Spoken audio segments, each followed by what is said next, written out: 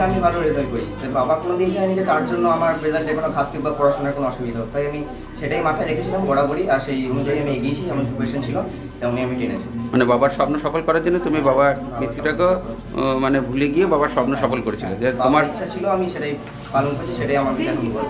বাবা থাকলে আরও খুশি হতাম। এই এক্সট্রা মানে সায়েন্সের একটু নলেজ, একটু ইউটিউবে ভিডিও দেখতাম। বড় হয়ে কি হওয়ার ইচ্ছা আছে? ইঞ্জিনিয়ার। কোন স্কুলে পড়তে?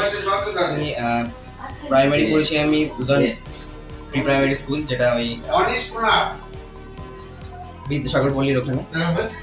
তারপরে এই প্রথম 5 ক্লাস